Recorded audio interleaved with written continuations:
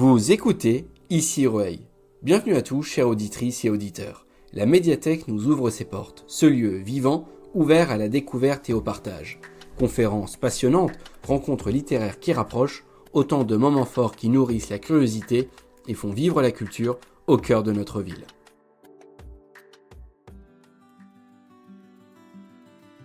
Aujourd'hui, vivez ou revivez une conférence animée par le prince Joachim Murat, descendant du maréchal d'Empire et roi de Naples, autour de son ouvrage Napoléon III, l'Incompris. L'occasion de déconstruire plusieurs idées reçues sur l'empereur et de mettre en lumière l'impact économique et social durable de son règne, marqué par une modernisation de la France dans de nombreux domaines. Un niveau très faible, et c'est l'organisation du Congrès de Vienne qui va faire ça. Et Napoléon III, lui, souhaite redonner à la France sa grandeur et son rôle international. Ça va être son obsession. C'est tout ce qu'il écrit dans L'extinction du paupérisme. Et il se dit qu'il y a une occasion formidable avec la révolution industrielle qui est en cours pour relancer la prospérité dans ce pays, mais qu'avant tout, et permettre à cette prospérité d'établir une grandeur française, mais avant tout, il faut rétablir l'ordre. Donc ça, c'est déjà un premier parallèle entre l'époque de Napoléon III et la nôtre. Un besoin de prospérité et pas de prospérité sans ordre. Ça n'existe pas. Donc, Louis-Napoléon veut mettre en place tout un programme très très clair de rétablissement de l'autorité et de lancement d'une période de prospérité formidable, mais il ne peut pas, parce qu'il est président de la République et comme président, il a très peu de pouvoir. Donc, au bout de 3 ans, il se rend compte qu'il ne peut vraiment rien faire. En plus, il ne peut pas être réélu. Il est élu pour 4 ans à l'époque, sans réélection possible. Et son entourage finit par lui dire il faut peut-être faire un coup d'État. Il dit non, pas encore, on en a déjà fait 2. Là, cette fois-ci, en plus, j'ai été élu par les voies naturelles. On ne va quand même pas provoquer bêtement les événements. Donc, il va lancer une forme de pétition nationale. Et il va faire la tournée des mairies et lancer une pétition nationale pour demander au peuple français s'il serait d'accord pour qu'il puisse être réélu président. Et il ramène, à l'époque la France compte à peu près 27 millions d'habitants, un corps électoral qui compte pour moins de la moitié, et il ramène 1 300 000 réponses positives. On les compte à l'époque, il n'y a pas Internet. Quand vous avez vous savez, le Philippe de Villiers avait lancé une pétition sur l'immigration, ça avait fait 2 millions de voix, mais c'est parce que c'est sur Internet, c'est très rapide. Là, 1 300 000 Français disent oui, pourquoi ne pas réélire, donner un peu plus de temps à Louis-Napoléon Bonaparte, et la Chambre, le corps législatif refuse. Donc là, évidemment, il n'a pas le choix, il faut faire un coup d'État. Donc il va le faire, et donc c'est dans la nuit du 1er au 2 décembre 1851 qu'il va lancer un coup d'État, l'opération Rubicon. À la suite de ce coup d'État, il va donc. Alors le coup d'État est effectivement assez sanglant, ça c'est vrai. Là, ça va faire 600 morts. C'est ce qu'on va beaucoup reprocher à Napoléon III. C'est ce qu'on va reprocher à Napoléon III, c'est d'avoir. Alors donc là, vous voyez l'opération qui est en train de s'organiser avec Persigny, avec Magnan, etc. Donc là, vous avez Napoléon III président, qui ensuite devient Napoléon III empereur. Le coup d'État pendant une semaine, il va y avoir pas mal d'émeutes en France, de contre-révolutionnaires. Ça va faire 600 morts. L'armée va réprimer un peu fermement. C'était pas du tout l'intention de Napoléon. C'était pas du tout ce qu'il avait en tête. Il voulait faire un coup d'État institutionnel pour des tas de raisons sur lesquelles on peut en revenir, si vous voulez, notamment l'énervement de Victor Hugo qui a appelé à la. Vous avez Victor Hugo, Schœlcher et Baudin qui ont appelé à la contre-insurrection contre ce coup d'État, et ça a pris. Et ça, effectivement, il y a eu 600 morts dans la foulée. Mais néanmoins, il faut mettre ça en perspective avec les révoltes d'ouvriers à Paris en 1848, donc 3 ans plus tôt. La Deuxième République, donc c'est pas la monarchie, c'est la République qui va écraser une émeute d'ouvriers à Paris uniquement, et en une journée, ça fait 5000 morts. Donc là, c'est 600 en une semaine, bon, c'est bien sûr 600 de trop. Mais ça va être vraiment comptabilisé en passif absolu par l'historiographie de la Troisième République après. Donc on va vraiment rester ancré sur le coup d'État sanglant. Coup d'État qui devient un fait historique, puisque dès 10 jours plus tard, il va faire un référendum, un plébiscite, pour demander à devenir président de la République pour 10 ans. C'était l'objectif numéro 1. Dissolution du Conseil d'État, dissolution du corps législatif, puis réélection au suffrage universel de tous ces braves gens. Et là, il y a un plébiscite qui dit oui, bien sûr, président pour 10 ans, c'est parfait. Et donc le coup d'État est entièrement validé par la voix populaire, qui là, je crois que le résultat est à plus de 85%. À la suite de quoi, un an plus tard, il va demander le rétablissement de la dignité impériale par référendum également, enfin par plébiscite. Et là, effectivement, il va à nouveau obtenir Napoléon III, lui. Va, une fois qu'il est président, pouvoir expliquer son programme. Donc il va rétablir l'ordre complètement sur le sol français, et surtout il va lancer une phase de développement et de prospérité absolument formidable pendant 18 ans. Ça va tout changer radicalement au niveau industriel, économique, au niveau sociétal, au niveau de la santé publique, au niveau de l'urbanisme, de l'agriculture et de la culture. Il va faire des choses absolument formidables. Au niveau de la...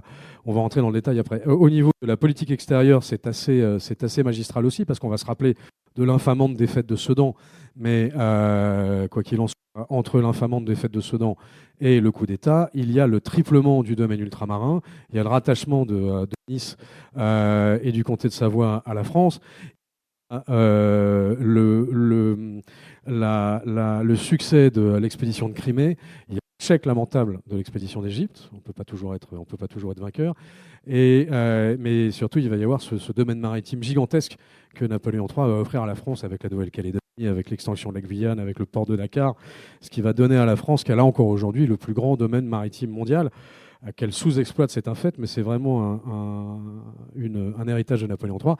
Il va évidemment faire l'unité de l'Italie. Alors, il participera beaucoup à l'unité de l'Italie. Il va pouvoir me permettre de la faire. Il va créer la Roumanie. C'est Napoléon III qui crée la Roumanie.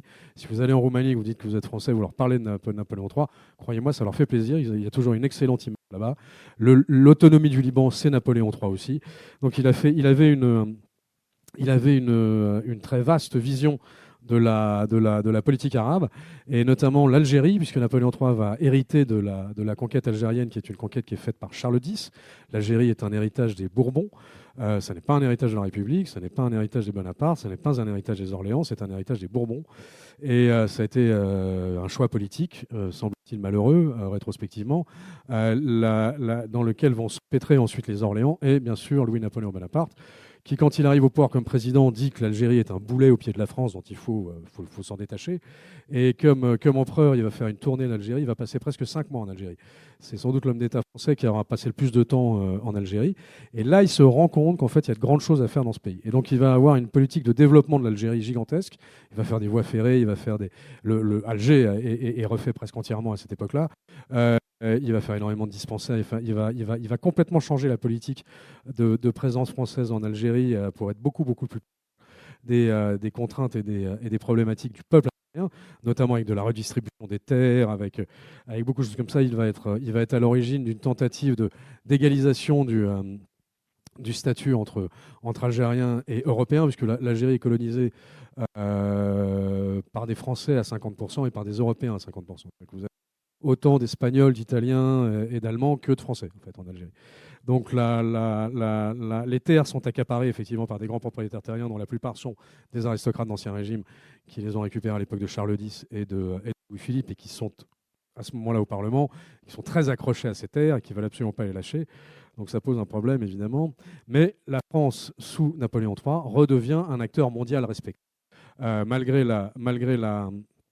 l'échec mexicain, et grâce surtout au succès en Crimée, puisque là, vous savez, la Crimée, c'est à nouveau un parallèle intéressant à faire avec l'époque d'aujourd'hui, puisque tout se passe en Crimée, la fameuse guerre en Ukraine. Quand vous avez Vladimir Poutine qui reproche à Emmanuel Macron, qui compare Emmanuel Macron à Napoléon, et qui essaye de lui rappeler, mais rappelle-toi Emmanuel, la dernière fois que Napoléon essaie d'attaquer les Russes, on lui a mis une dégelée. Alors, c'est pas vrai. Ce ne sont pas les Russes qui ont battu Napoléon Ier, c'est l'hiver. Et 2, la dernière fois que les Russes s'étaient battus contre les Français, c'est eux qui ont pris une dégelée. C'était la guerre de Crimée, et c'est Napoléon III, c'est le maréchal de Mac-Mahon, ça a été Malakoff et Sébastopol.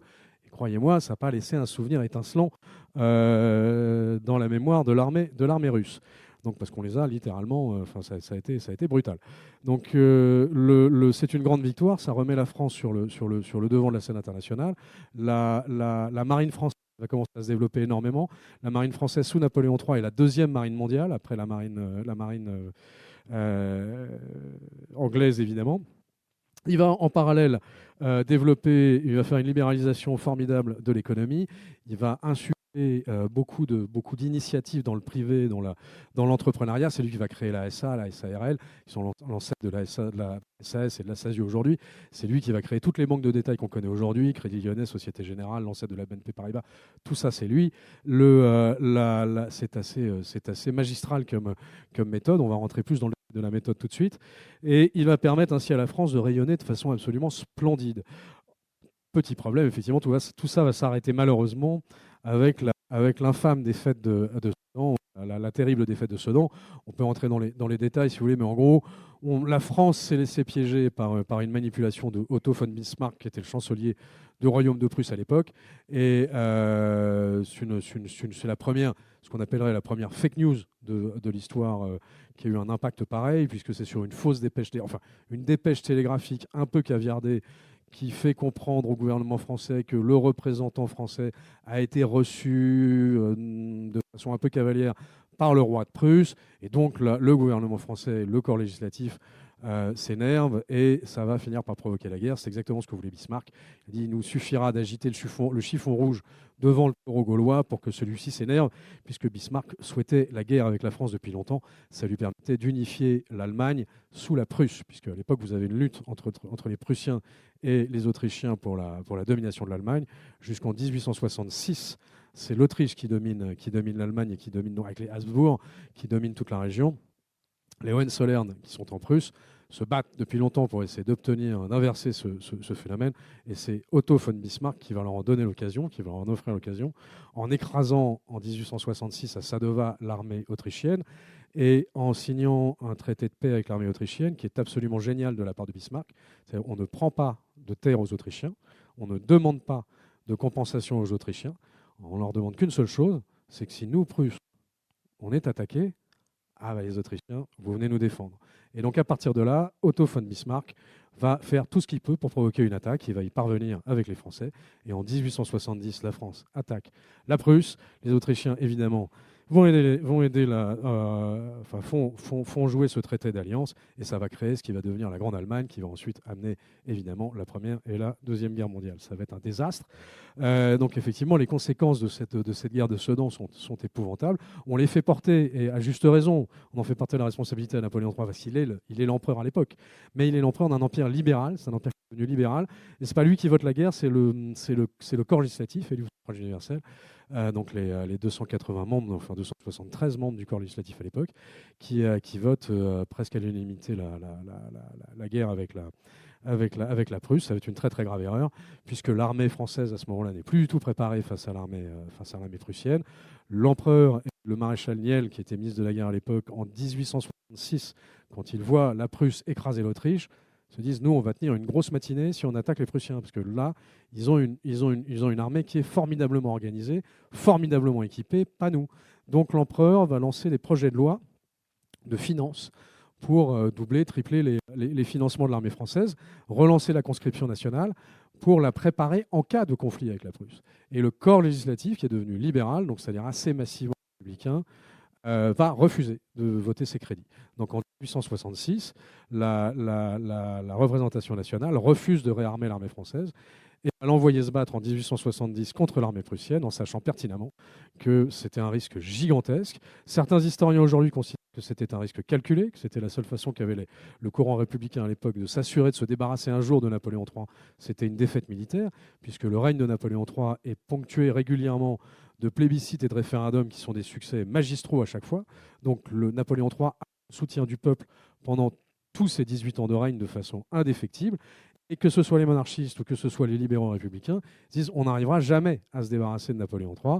Donc il y a un courant historique très sérieux qui considère qu'il est très possible que le corps législatif ait fait en fait un sabotage anticipé de l'armée française pour enfin espérer une défaite militaire qui ferait tomber Napoléon III.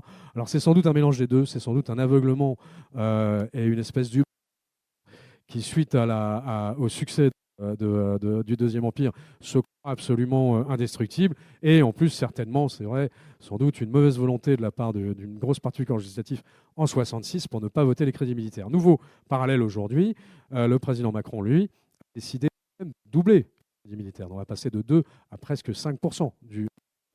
Donc là, c'est quelque chose qu'on peut saluer. Alors, s'est-il inspiré de Napoléon III? Je ne sais pas. Mais en tous les cas, c'est une chose qu'on peut regarder. Alors, qu'est-ce qui va détruire la postérité de Napoléon III? Et c'est très injuste, évidemment. Donc, c'est l'infâme défaite de Sedan, mais c'est surtout Victor Hugo. Donc, alors, Victor Hugo, lui, déteste absolument Napoléon III du fond de son cœur. Et il a toutes les raisons, puisque Victor Hugo, au tout début de la carrière de Napoléon III, a une passion pour Napoléon III, parce que Victor Hugo, alors il a été très très monarchiste, puis ensuite il a été très très bonapartiste, puis il s'est découvert très, très républicain, et il est redevenu très très bonapartiste en découvrant Louis-Napoléon Bonaparte. Et donc il va beaucoup beaucoup soutenir Louis-Napoléon Bonaparte en 1848, et va vraiment l'aider à accéder au pouvoir comme président de la République. Et donc s'attend avec assez légitimement à être nommé au gouvernement. Ce ne sera pas le cas. Le futur Napoléon III ne le nommera pas ministre de l'Instruction publique ou Premier ministre, et ça va vexer Victor Hugo de façon absolument terrible. Et donc ce personnage à qui la France doit tant, puisque Victor Hugo est l'écrivain le plus connu français dans le monde, il a fait rayonner, et il continue à faire rayonner la France aujourd'hui de façon magistrale. C'est un levier de grandeur gigantesque, Victor Hugo, pour nous tous. Pour l'empereur Napoléon III, là, il a été un peu en dessous de tout. Il a été un peu en dessous de l'incroyable stature d'un Victor Hugo, puisqu'il a été extrêmement injuste. C'est vraiment une esthétique de la détestation qui se lie à travers les ouvrages de Victor Hugo contre Napoléon III. C'est Napoléon le Petit, les châtiments, c'est absolument épouvantable. Donc, ça tape systématiquement en dessous de la ceinture. En plus, c'est vraiment pas du niveau de Hugo. Et c'est très injuste. Et la République, quand elle s'établit en 1870, après la chute de Napoléon III, va bien sûr instrumentaliser énormément les écrits de Victor Hugo pour décrédibiliser les 20 ans de régime napoléonien précédent, qui ont été à peu près en tout point un succès remarquable. Mais donc il faut absolument affaiblir l'image de l'Empire aux yeux d'une foule à laquelle on va demander de voter. C'est un truc, le suffrage universel, ça énerve beaucoup les républicains radicaux, mais il faut quand même en passer par là. Et attention qu'ils ne se mettent pas à voter pour l'empereur. Ce serait quand même dommage, ou pour le roi, parce qu'il y a encore beaucoup de monarchistes, beaucoup de bonapartistes. Donc Napoléon, le 1er septembre 1870, part en résidence surveillée, il part en geôle, mais en résidence surveillée chez les Prussiens. Ensuite, il va être envoyé en Angleterre. Le 4 septembre 1870, donc la fameuse rue du 4 septembre, le fameux 4 septembre, Adolphe Thiers et ses petits camarades créent le gouvernement de défense nationale et instaurent la République. À ce moment-là, la République c'est un coup d'État, à nouveau, mais vous savez, c'est comme les bons chasseurs et les mauvais chasseurs. Il y a les bons coups d'État et les mauvais coups d'État. Donc quand c'est un coup d'État, Louis-Napoléon Bonaparte, c'est un mauvais coup d'État. Donc il n'y a pas de rue du 2 décembre à Paris. En revanche, quand c'est un coup d'État qui instaure la Troisième République, là c'est un bon coup d'État. Donc vous avez évidemment des stations de métro, c'est normal. On peut pas, c'est logique qu'un régime se préserve. Et donc ils vont mettre en place par coup d'État, donc sans aucune élection, un coup d'État institutionnel, un gouvernement de défense nationale. Pourquoi ? Pour ne pas avoir à faire des élections. Ils continuent la guerre. Donc ils vont poursuivre la guerre contre les Prussiens. Bismarck tombe littéralement de son cheval. Mais qu'est-ce qui leur prend ? On leur a mis une déculottée, ils continuent à se battre. Et ça va amener l'invasion du territoire national, ça va amener le siège de Paris, la commune de Paris et la perte de l'Alsace-Moselle. Puisque ça, c'est pas... En fait, Napoléon III, ce dont on peut lui imputer le fait de ne pas avoir arrêté cette erreur. Il aurait dû dire stop à cette espèce de folie, sauf qu'en plus, il avait quasiment réussi à solutionner le problème à l'origine de la guerre de ce qui va être la guerre du Prusse. Donc il a eu ce tort-là, Napoléon III. Mais ce n'est pas lui qui va provoquer l'invasion du territoire national et ce n'est pas lui qui va provoquer la perte de l'Alsace-Moselle. C'est le gouvernement de défense nationale d'Adolphe Thiers, puisque Napoléon III tombe prisonnier le 1er septembre 1870. Et c'est en mai 1871, c'est-à-dire 9 mois après la chute de Napoléon III, que Adolphe Thiers signera l'infamant traité de paix avec la Prusse, le traité de Francfort, où là, il va céder l'Alsace-Moselle. Et effectivement, de fait, le gouvernement de défense nationale qui perd l'Alsace-Moselle. Mais ce gouvernement de défense nationale a besoin de créer un roman national, un roman républicain. Donc ils vont beaucoup utiliser Victor Hugo pour faire ça, et un peu ad nauseam d'ailleurs, parce qu'en fait la République n'a pas peur de Napoléon Ier, ça ne sert à rien d'avoir peur de Napoléon Ier, mais la République en tant que régime a très peur de Napoléon III, parce que c'est un régime qui a très bien marché, et dont la plupart des gens qui sont des contemporains de ce régime ne voient pas de raison d'arrêter. Donc à chaque fois, ils font un référendum, ils continuent à voter Napoléon III et la dynastie Bonaparte. C'est toujours ils veulent une dynastie Bonaparte. Donc il faut absolument abîmer l'image du régime, donc faire passer Napoléon III pour un gros flanc idiot qui baignait dans le champagne et le foie gras, pendant que les pauvres Français, eux, vivaient dans une misère noire. C'est évidemment une contre-vérité totale, au point que la plupart des autres vrais opposants à Napoléon III n'hésite pas. Alors, Émile Zola, qui a été très dur avec Napoléon III, Émile Zola, vous savez, qui a publié bien sûr les Germinal, les Rougon-Macquart, l'Argent, qui est une critique continue du Deuxième Empire. Émile Zola, en 1895, c'est-à-dire 15 ans, 25 ans après la mise en place de la Troisième République, la Troisième République qui elle-même a voté une loi. C'est les premières lois mémorielles en 1871 pour dire que tout était de la faute de Napoléon III et que toute personne qui estimait que ce n'était pas de la faute de Napoléon III encourait les poursuites. Vous savez que ça a été parmi les premières lois mémorielles. C'est la République pour éteindre l'image de Napoléon III. Et Émile Zola, qui a été un énorme opposant de Napoléon III, en 1895, il a tout à perdre. On va écrire ça. Le Napoléon III des châtiments, donc celui de Victor Hugo, est un croque-mitaine sorti tout beauté et tout éperonné de l'imagination de Victor Hugo. Rien n'est moins ressemblant que ce portrait, sorte de statue de bronze et de boue, élevé par le poète pour servir de cible à ses traits acérés, disons-le, à ses crachats. Donc il estime effectivement que Victor Hugo a été un peu en dessous de tout en s'acharnant sans aucune raison sur Napoléon III au-delà du raisonnable. Lamartine, qui était un opposant non seulement acharné de Napoléon III, mais qui était contre lui aux élections présidentielles de 1848, dira de Napoléon III qu'il était l'homme d'État le plus sérieux et le plus fort de tous ceux, sans aucune exception, que j'eusse connu dans ma longue vie parmi les hommes d'État. Lamartine. À nouveau, après, en pleine République. Émile Ollivier, grand opposant à Napoléon III, en 1874, parlant de Hugo, s'il l'avait approché davantage, si Victor Hugo avait approché davantage Napoléon III, s'il avait éprouvé son grand cœur, son esprit formé de charme et de justesse, s'il avait été le témoin de la loyauté avec laquelle il a fondé et mis en pratique les institutions les plus libres que notre pays ait encore connues, il aurait fait mieux que lui rendre justice, il l'eût aimé. Voilà, difficilement. Alors ensuite, vous avez Pasteur. Alors lui, c'est le seul qui va se tromper dans son jugement. Puis il va dire l'empereur peut attendre avec confiance le jugement de la postérité. Son régime restera comme l'un des plus glorieux de notre histoire. Vous avez tous été à l'école de la République. C'est tout ce qu'on vous a appris. Hein. Donc le travail de réhabilitation est fait de façon absolument magistrale par évidemment Philippe Seguin d'abord, mais depuis Éric Anceau, Thierry Lenz, David Chantral, enfin, ils sont très nombreux à l'avoir fait. Donc c'est assez super. Mais ce qu'il y a de maintenant, il n'y a plus la République n'a plus peur de Napoléon III, c'est fini. Mais jusqu'à il n'y a pas si longtemps que ça, rappelez-vous François Mitterrand, quand il critiquait le général de Gaulle, il parlait du coup d'État permanent. Il faisait référence à Napoléon III. Michel Debré et le général de Gaulle qui font la constitution de la Ve République s'inspirent de façon évidente des institutions du Deuxième Empire. C'est une évidence pour tous les politologues. Mais qu'est-ce qu'ils vont dire ? Ils vont dire qu'ils se sont inspirés de l'Allemagne de Bismarck, parce qu'ils ne pouvaient pas dire qu'ils s'inspiraient de Napoléon III. Sinon, mon Dieu, quelle horreur, c'est un truc de dictateur. Et pourquoi est-ce qu'ils disent qu'ils s'inspirent de la constitution de Bismarck ? Tout simplement parce que Bismarck va s'inspirer de Napoléon III pour refaire complètement la constitution allemande.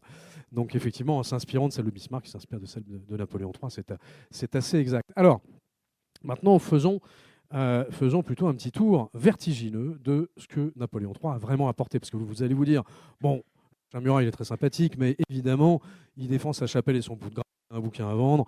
Napoléon III, c'est son arrière-grand-oncle, donc il ne va pas nous dire que le type était un abruti fini qui a dépossédé les Français. Bien sûr que non, c'est forcément la République qui avait raison et Napoléon III qui avait tort. Alors en fait, les deux, mon général, parce que qu'est-ce que la France doit à Napoléon III ? Alors je vous l'avais dit, le triplement du territoire ultramarin, il augmente de 10% le territoire national. La France, sous le règne de Napoléon III, représente 10% de la totalité des terres émergées dans le monde.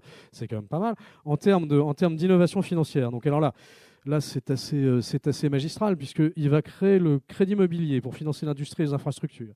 Il va créer le Crédit Lyonnais, il va créer la Société Générale, il va augmenter drastiquement le réseau des chambres de commerce. Il crée le statut de société anonyme qui permet aux investisseurs donc, de limiter les risques et de libérer l'entrepreneuriat. C'était impossible avant, vous risquiez de tout perdre si vous perdiez votre truc. Il va créer évidemment la SARL qui va devenir ensuite la SASU. En termes d'innovation technologique, parce que Napoléon III est un obsédé de la technologie. Il adore ça. Les Français sous Napoléon III vivent dans un roman de science-fiction. Il faut vous rappeler tout de même que, c'est difficile pour nous tous de s'en rappeler, mais sous Napoléon III, il n'y avait pas l'eau courante, il n'y avait pas l'électricité, il n'y a pas toutes ces choses-là. Et avant Napoléon III, avec Napoléon III, eau courante et gaz à tous les étages dans pratiquement toutes les villes, développement du télégraphe de 700%, la photographie apparaît dans les familles et dans les maisons. La photographie va avoir un triple effet en fait. Alors d'abord, vous allez avoir l'album photo qui va rentrer chez tout le monde, ce qui a été alors maintenant, on a tous un smartphone, donc c'est fini, mais on se rappelle, certains d'entre nous dans cette salle se rappellent encore de l'importance qui avait l'album photo. Ça va arriver grâce à Napoléon III, mais la photo va avoir un autre impact, c'est dans le domaine des beaux-arts, puisqu'on va basculer vers l'impressionnisme, puisque la photo va faire disparaître le figuratif, va faire disparaître cet art classique, ces beaux-arts classiques qu'on aime tant. On va basculer vers l'impressionnisme, l'art abstrait, l'art contemporain, avec l'arrivée de la photo. Et surtout, la photo va faire beaucoup de mal à la postérité de Napoléon III, parce que Napoléon Ier, lui, il a le mémorial de Sainte-Hélène et il a des tableaux magnifiques. Vous avez la rétrospective de Jacques-Louis David en ce moment, vous avez tout ça. À Rueil-Malmaison, vous êtes bien placé pour le savoir. L'iconographie de Napoléon Ier, c'est splendide. Napoléon III, il va avoir la photo. Donc on va avoir des photos de Napoléon III. Et c'est vrai qu'à l'époque, la photo, personne ne sourit. En fait, on ne sait pas comment être pris en photo. Donc les gens qui posent pour des photos sont toujours un peu austères, toujours un peu gauches. Donc Napoléon III, ça ne le met pas du tout en valeur. Donc la photo, ça va finir par lui coûter cher en termes de postérité. Les premières applications de l'électricité, c'est sous Napoléon III. Une partie des travaux de Paris ont été faits sous éclairage électrique la nuit. La découverte de l'effet photovoltaïque, c'est sous Napoléon III. L'innovation de la métallurgie avec les procédés Bessemer et de Martin Siemens qui vont permettre un acier très peu cher et de très bonne qualité, ça va être sous Napoléon III, ce qui va permettre de faire exploser partout les structures métalliques. La tour Eiffel sera construite après Napoléon III, mais elle va être construite par un ingénieur qui se forme sous Napoléon III, qui est Gustave Eiffel, et qui va notamment fabriquer les grands palais de glace pour les expositions universelles de 1855 et 1867. Il va découvrir le procédé de la production de l'aluminium. Ça va être financé par ses fonds propres par Napoléon III. La bobine à induction, c'est Napoléon III. Le moteur thermique à 4 temps, c'est aussi sous Napoléon III. Vous voyez un petit peu les conséquences du moteur thermique à 4 temps, quoi. Donc bon, effectivement, l'industrie allemande aujourd'hui souffre un petit peu de ses choix sur l'énergie, mais ils ont quand même bien vécu de l'automobile pendant très très longtemps. Merci Napoléon III. L'hélice marine, c'est également sous Napoléon III. Donc c'est la deuxième marine du monde et c'est la première à avoir des cuirassés. Et c'est la première à avoir des bateaux qui sont meus par la vapeur et par le fioul. Donc par des moteurs. Les premières prévisions météorologiques, c'est Napoléon III. Alors ça s'est significativement amélioré depuis, hein. Mais ça commence sous Napoléon III. Pourquoi ? Parce qu'en fait, Napoléon III a une obsession sur l'agriculture, puisqu'il est dans une société qui va être bouleversée par la révolution industrielle, qui va dépeupler les campagnes au profit des villes, mais qui va avoir de plus en plus d'habitants. Parce que sous Napoléon III, l'espérance de vie augmente. La mortalité infantile baisse beaucoup. Donc il y a de plus en plus de gens à nourrir, avec moins en moins de personnes pour nourrir ces gens-là. Donc il va beaucoup s'intéresser aux problématiques de l'engrais, aux problématiques de l'optimisation, des optimisations agricoles et bien sûr des prévisions météorologiques pour l'agriculture. Les grands magasins, c'est Napoléon III avec les prix affichés. Les menus au restaurant, c'est Napoléon III. Si aujourd'hui on boit la bière fraîche comme tous les bons Français doivent la boire, c'est grâce à Napoléon III. Avant, on la buvait tiède, comme les Anglais et les Irlandais. Bon. Donc heureusement, là maintenant, on la boit fraîche. Et il y a évidemment cette innovation qui, pour nous, paraît une évidence. Croyez-moi, mesdames, messieurs, si grâce à un président, pensez à celui que vous détestez le plus, c'est pas grave, dans l'histoire que vous avez connue, mais qu'il vous avez amené cette innovation dans votre vie quotidienne, croyez-moi, vous l'auriez réélu. Là, avec Napoléon III apparaît la chasse d'eau. Alors, chasse d'eau, ça change tout, parce que vous videz plus votre peau par la fenêtre, d'un seul coup, vous tirez la chasse.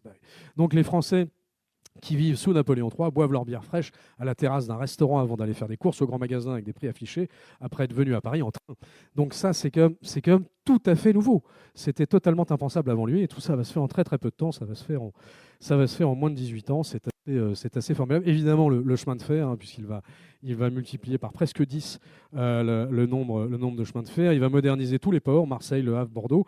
Le canal de Suez va être créé sous Napoléon III, bien sûr, ce qui va être une révolution complète dans les échanges marchands mondiaux. La production industrielle de masse va exploser. La production agricole va augmenter de 60%. La production industrielle donc explose. L'augmentation des exportations de 164%. Une augmentation de 100% de construction des routes. La révolution industrielle, bien sûr, est accompagnée de façon magistrale. Urbanisation, assainissement, le Paris napoléonien qu'on persiste à appeler haussmannien. Vous savez, ça fait partie de la stratégie de l'historiographie de la République pour amoindrir la mémoire de l'Empire. Vous avez une double stratégie. Le Paris est haussmannien, il n'est pas napoléonien, et on parle de Second Empire. Alors, comme vous le savez, mesdames, messieurs, quand on dit second, c'est qu'il n'y aura pas de troisième. C'est une subtilité dans la langue française. C'est pour ça qu'on ne parle pas de deuxième empire. Mais c'est une erreur. Il faudrait parler de deuxième empire. Donc mais voilà, vous voyez comment est-ce que dans tous les petits interstices de la vie du quotidien, on essaye d'annuler une mémoire qui pourtant est glorieuse.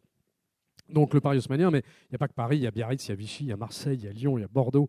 les Landes, la Corse, les ports de Dakar, Hanoï, Alger. Donc tous les territoires ultramarins vont bénéficier de tout ça. Il va élargir évidemment les voies urbaines, il va créer des boulevards partout à Paris, il va créer des infrastructures publiques majeures, hein. Le pont de l'Alma, de Solferino, le pont du Jour, les gares Montparnasse, Saint-Lazare, les gares du Nord, les gares de l'Est, la gare de Lyon, c'est lui, le marché de la Villette, c'est lui, le à Garnier, c'est lui, le cirque Napoléon et le cirque de l'Impératrice, il ne reste que le cirque d'hiver, mais il y en avait deux à l'époque.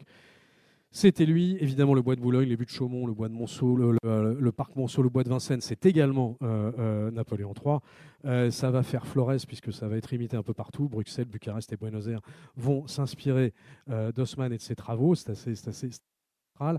Donc, voilà, bon, ça c'est évidemment le fameux canal de Suez. Là, vous voyez Alors, gros acquis napoléonien, puisque Napoléon, c'est évidemment le ruissellement, mais c'est aussi le en même temps. Donc, d'où le rapport assez logique avec le président Macron. C'est un en même temps qui marche très bien, parce qu'il va permettre effectivement aux industriels et aux financiers de gagner énormément d'argent. En contrepartie de quoi, il va imposer une protection des ouvriers qui va être drastique. Donc il va légaliser le droit de grève, c'est lui, 1864. Il va développer les sociétés de secours mutuels.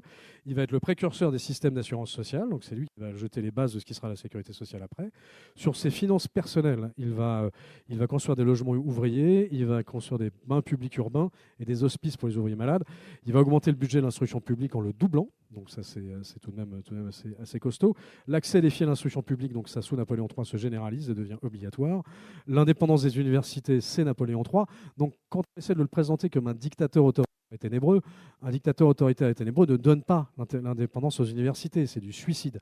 Donc évidemment non, il donne l'indépendance aux universités, il crée l'école pratique des hautes études, il crée les rectorats et les académies. L'instruction gratuite pour les filles et les garçons en 1867, c'est Victor Duruy. Ce n'est pas Jules Ferry. Jules Ferry la gardera gratuite, mais obligatoire. En revanche, elle est gratuite grâce à Napoléon III pour les filles et les garçons. C'est tout à fait nouveau. Il va créer évidemment des maisons de retraite, des hospices, des hôpitaux très modernes. Hein, l'Hôtel-Dieu, Tenon, Sainte-Anne, tout ça, c'est 153% d'augmentation pour l'assistance publique et les enfants assistés. Les premiers syndicats vont apparaître sous Napoléon III, à ses frais. C'est-à-dire que vous savez, le terrible épisode qui va inspirer Germinal à Émile Zola se passe sous le Deuxième Empire. C'est un épisode absolument désastreux où une mine est inondée c'est dans les Cévennes. C'est une mine inondée. Pourquoi ? Parce qu'elle a été creusée dans une zone inondable, interdite. Elle n'aurait jamais dû être creusée.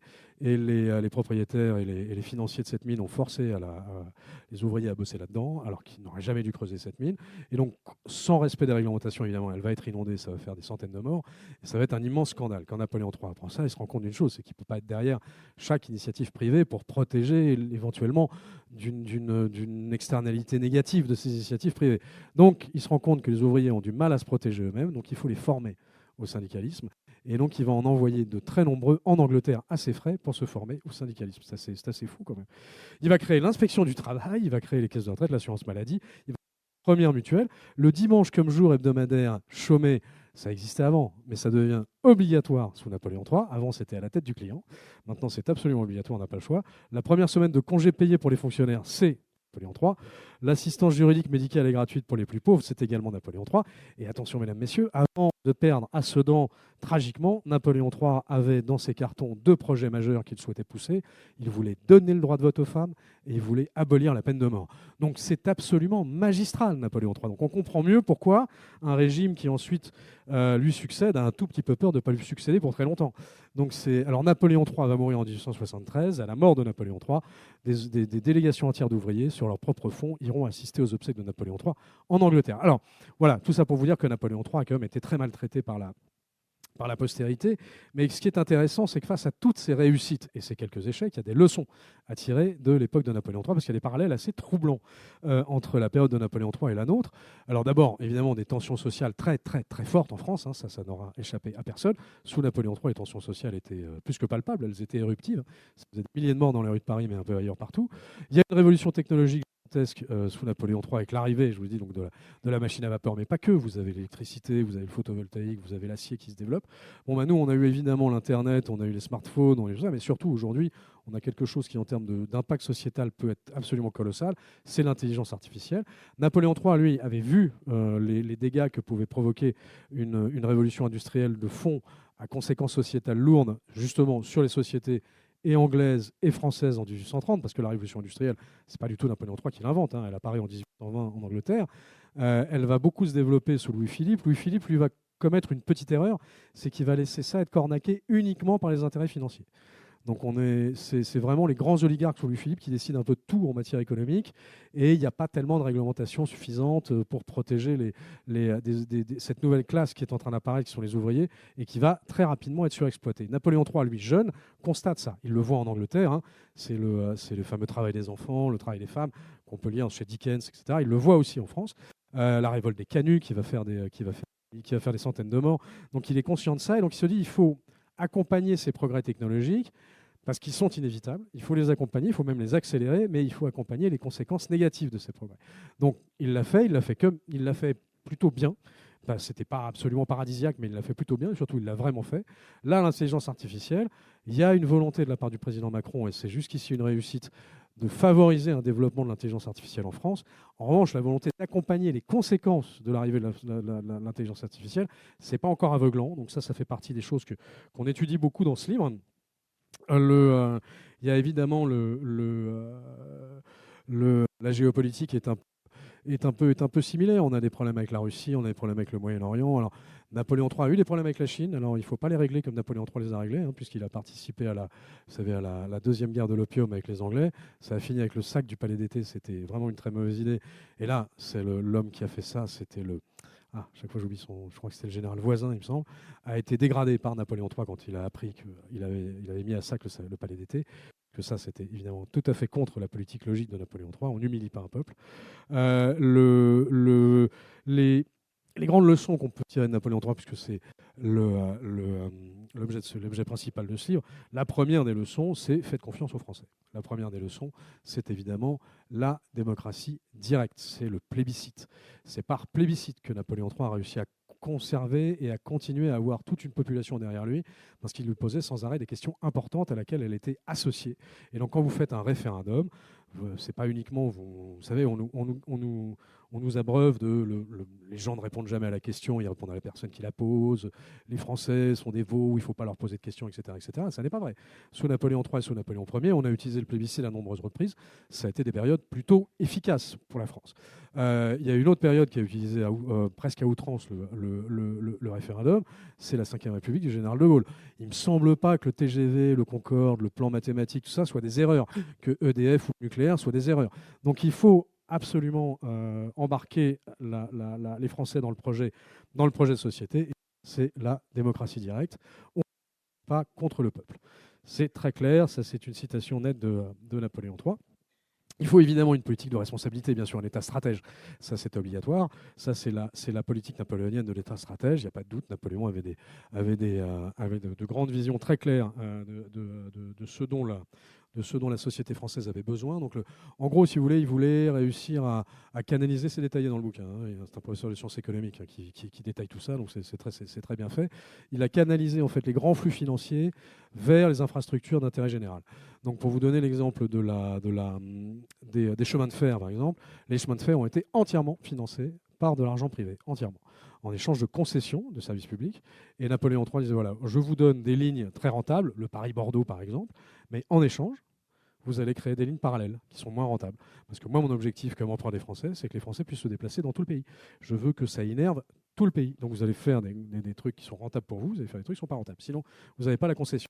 Et quand il arrive à convaincre certains financiers d'investir, il investissait lui-même son argent. Et là, ça convainquait. Si l'empereur y allait, il faut y aller, quoi. C'est que ça va rapporter quelque chose. Donc là-dessus, il a été assez magistral. Donc là, il y a des domaines comme l'IA, dans lequel évidemment le président Macron réussit à obtenir des résultats tout à fait similaires, puisqu'il a réussi à attirer beaucoup de fonds privés dans le développement de l'IA. Mais à nouveau, est-ce qu'il y aura un des possibles conséquences négatives de l'IA, ça, on ne sait pas. Rien de tout ça ne peut se faire, bien sûr, et c'est le prémisse numéro 1, sans un rétablissement de l'ordre. C'est pas possible autrement, sur l'ensemble du territoire, que ce soit le territoire métropolitain et le territoire ultramarin. Napoléon III a une phrase qui est très simple. Il est temps que les bons se rassurent et que les méchants tremblent. Vous savez, ça a été repris à de nombreuses reprises. On va terroriser les terroristes, il faut être gentil avec les gentils, méchant avec les méchants. Bon, ça, c'était Darmanin, c'était moins bon, mais ça a été repris à de nombreuses reprises. Napoléon III, lui, l'a appliqué. Napoléon III malgré l'extraordinaire générosité de sa politique, était quelqu'un de pas très très drôle en termes de maintien de l'ordre. Il avait 2 bagnes. Il avait un bagne à Cayenne et il avait un bagne en Nouvelle-Calédonie. Donc Napoléon III, quand il maintenait l'ordre, c'était pour de vrai. Donc ça a effectivement particulièrement bien marché sous Napoléon III. Il y a eu un développement de l'ordre qui a été formidable. Le tout avec une démocratie directe qui a permis à chacun de participer au projet collectif. Une des obsessions de Napoléon III, c'est celle-là, elle se résume là. La pauvreté cessera d'être séditieuse lorsque l'opulence cessera d'être oppressive. Ça doit parler à beaucoup d'entre nous, puisque aujourd'hui, l'immense majorité de nous qui faisons partie de la classe moyenne, qu'elle soit plus, qu'elle soit moins, qu'elle soit moyenne, sommes tous menacés par un risque de précarité. Et donc, quand on voit effectivement à côté de ça d'immenses fortunes se développer sans tellement participer à nous sortir un tout petit peu de l'angoisse du quotidien que peut subir un Français qui n'a pas la chance d'avoir 50 millions d'euros sur ses comptes, c'est un peu idiot. C'est là où Napoléon III, lui, avait compris. Si vous ne voulez pas retrouver les Français avec des fourches et des torches dans la rue, il faut commencer à ce qui est du ruissellement. C'est le fameux ruissellement, et en même temps Napoléon III. Ça a très bien marché. C'est peut-être resté malheureusement à l'état de projet en ce qui concerne le gouvernement actuel, mais au moins le projet était là. Et la logique était là. Alors sur le développement industriel, Napoléon III a, par rapport à la fiscalité des entreprises, une chose très intelligente à dire. Il dit: la richesse d'un pays est comme un fleuve. Si on prend ses eaux à sa source, on le tarit. Si on les prend lorsque les fleuves a grandi, on peut en détourner une large masse sans en altérer le cours. Donc Napoléon III annulerait immédiatement la totalité des impôts de production. Ça, c'est une certitude. L'État stratège et la réindustrialisation passant par là. Donc il y a évidemment des chantiers phares pour nous. Il y a l'énergie, hein, le nucléaire, le nucléaire tactique, l'hydrogène vert, l'électrification industrielle, ça fait partie des grands projets. La souveraineté numérique et l'intelligence artificielle sont absolument essentielles. Le cloud souverain, la puissance de calcul à haute intensité sont absolument fondamentaux à développer. La puissance maritime française, on a, et c'est à nouveau un héritage de Napoléon III, la plus grande zone économique, enfin deuxième si on veut, zone économique, mais c'est à quelques centaines de milliers de kilomètres près, mondiale, zone économique exclusive, vous savez, donc c'est les zones économiques maritimes. Donc la première, c'est les États-Unis avec 11 millions de kilomètres carrés, la deuxième, c'est nous avec 10,5 millions de kilomètres carrés. Et alors, en termes de plaques en fait, de fonds marins, là c'est nous, les fonds marins, la plus grande quantité de fonds marins, c'est français, c'est les accords transplaques de l'ONU en 2017. Et alors figurez-vous que parmi les potentiels industriels importants, il y a tout de même un truc qui s'appelle les terres rares. Alors le fait d'avoir les plus grands fonds marins au monde fait de la France la plus grande ressource en terres rares du monde. Ce sont les nodules polymétalliques qu'on trouve sur les fonds marins, qui sont une des grandes sources de terres rares disponibles aujourd'hui sur Terre. On ne l'exploite pas du tout, ça, alors que c'est colossal. Aujourd'hui, les terres rares sont à 90% gérées et générées par la Chine. Ça devrait être très largement être géré et généré par la France aussi. Allez comprendre pourquoi est-ce qu'on ne le fait pas. En termes de souveraineté, Napoléon III est là-dessus a également donné des leçons, et elles ont été entendues pendant un certain temps en France. Elles ont été manifestement un peu oubliées depuis. Une nation est coupable de mettre à la merci des autres son approvisionnement des denrées de première nécessité, c'est un suicide anticipé. Donc, évidemment, souveraineté alimentaire, évidemment, souveraineté numérique, puisque là, aujourd'hui, si vous n'avez plus Internet, si vous n'avez plus le téléphone, vous êtes vraiment très, très embêté. Donc, c'est devenu une denrée de première nécessité. Évidemment, souveraineté énergétique, évidemment, souveraineté médicale. Donc, toute personne qui a cherché à trouver du Doliprane en achetant de la moutarde, en cherchant un masque pendant le Covid, a bien compris que tout ce qui était souveraineté, il y a eu quelques oublis. Donc il est temps d'y retourner un tout petit peu. Bien sûr, tout ça fonctionne à partir du moment où vous avez le soutien des Français par la voie du référendum et le soutien des Français par la voie d'un pacte. Un pacte social donnant-donnant. Donc, alors bien sûr, il y a cette histoire de RIC, mais il y a aussi, bien sûr, il serait peut-être temps d'avoir une protection sociale de l'entrepreneur, une participation et des intéressements très élargis. C'était un projet du général de Gaulle. Hein. Donc c'est toujours dans les cartons, ça, on continue à en parler, ça va peut-être finir par y revenir. Évidemment, le cauchemar de tout salarié comme de tout entrepreneur en France, c'est les normes et les réglementations administratives qui ne cessent de s'empiler. Donc ça, il faut la fameuse simplification des politiques publiques qui est sortie comme un mantra régulièrement. Maintenant, ça devient absolument vital de la mettre en place. Ça ne fait pas de Napoléon III un socialiste ou un proto-marxiste, parce qu'il y a deux phrases qui pour rassurer les libéraux qui sont dans la salle. Napoléon III, restreindre dans de justes limites le nombre d'emplois qui dépendent du pouvoir et qui souvent font du peuple libre un peuple de solliciteurs. Donc un pays avec 6 millions de fonctionnaires, ce n'est pas possible pour Napoléon III. Ça, c'est absolument impensable. Le plus grand danger des temps modernes vient de cette fausse opinion qu'un gouvernement peut tout et peut répondre à toutes les exigences, remédier à tous les maux. Il faut éviter cette tendance funeste qui entraîne l'État à exécuter lui-même ce que des particuliers peuvent exécuter aussi bien et mieux que lui. Ça, évidemment, vous voyez que donc c'est ce en même temps napoléonien. Ça, il protège les plus faibles, mais il faut absolument laisser la population une vraie liberté. Alors Napoléon III avait une politique internationale qui était une politique de grandeur, qui reprendra largement le général de Gaulle, une politique notamment arabe qui était très importante, que là-dessus la France, jusqu'à au moins Jacques Chirac, a eu une politique arabe qui a été assez saluée mondialement. Ça a été assez réussi, mais la France surtout a encore des atouts gigantesques pour revenir sur le plan international de façon cohérente et crédible comme puissance d'équilibre. C'est un souhait, le fait d'être une diplomatie d'équilibre. Ça a toujours été une volonté française. Ça l'est encore. En tous les cas, c'est comme ça que c'est annoncé par le président de la République et par le ministre des Affaires étrangères. On est une puissance d'équilibre. Donc on a évidemment notre siège à l'ONU. On a l'arme nucléaire. On est le deuxième puissance maritime mondiale. On a la francophonie. La francophonie, c'est 800 millions de personnes et 7% de croissance. Donc, on pourrait peut-être essayer de s'arrimer un petit peu plus à la francophonie. D'abord, pour que nous, qui avons une croissance qui doit être à 0,2, on commence à profiter un petit peu de ces 7% et que les pays francophones bénéficient aussi de toutes les innovations et tous les cerveaux français qui sont généralement siphonnés plutôt vers les États-Unis. C'est un peu dommage. On préférerait qu'ils soient siphonnés vers les pays francophones. Ça servirait une alliance assez formidable. Il y a un soft power français qui est réel, dont on se rend pas compte. C'est cette capacité d'influence douce par la littérature, par la musique, par le cinéma. La France, l'image de la France dans le monde est que globalement, elle a vraiment une image. Vous voyez, la Suisse, bon, ça va être le fromage et le chocolat et les banquiers. Ça va s'arrêter là. C'est très injuste. On ne pense pas à autre chose quand on pense Suisse. Certains qui vont vraiment chercher un peu vont se dire, OK, il y avait Guillaume Tell, il y avait bon, OK, il y a les vaches.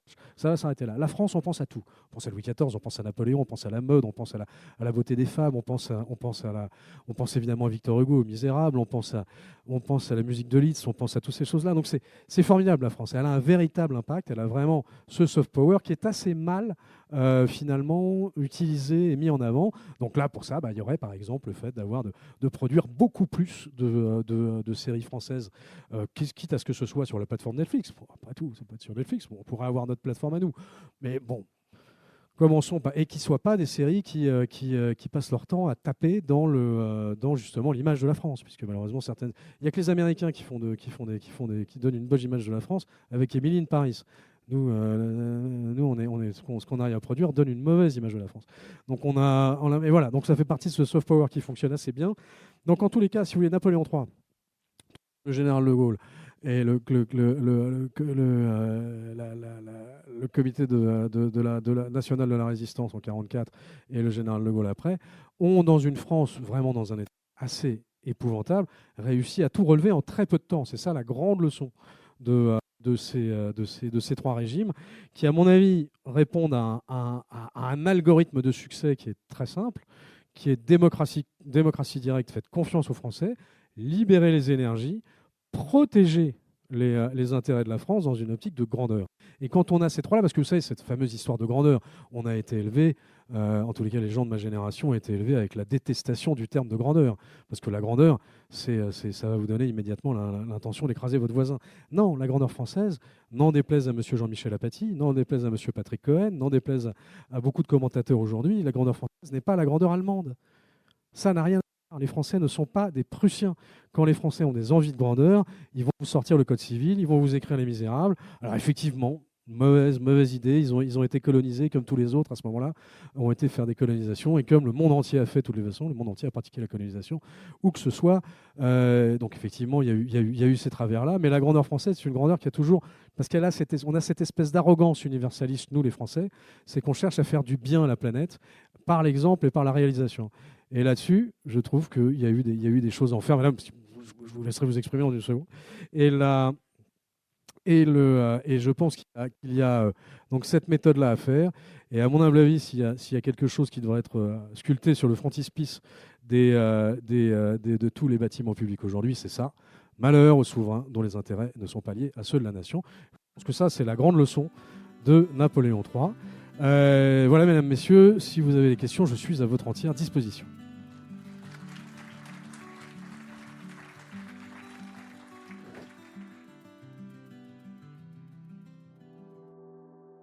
Merci d'avoir suivi cette nouvelle conférence sur Ici Reveil. Retrouvez-nous sur l'ensemble des plateformes d'écoute et n'oubliez pas de vous abonner. À bientôt pour un nouvel épisode.